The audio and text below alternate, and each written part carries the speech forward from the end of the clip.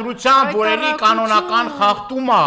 որ առանց իր թույլատրությամբ եւ կոնկրետ հստակ Միքայել Սրբազանը իր նամակում նշել է, որ ոչ մեկ իրավունք չունի մտնի այդ եկեղեցին։ Իրենց հետ տանում են շրջիկ, այդ չգիտեմ, այդ թափառախումբը որ կա, տանում են այդտեղ, իրենց չգիտեմ, երաշտախ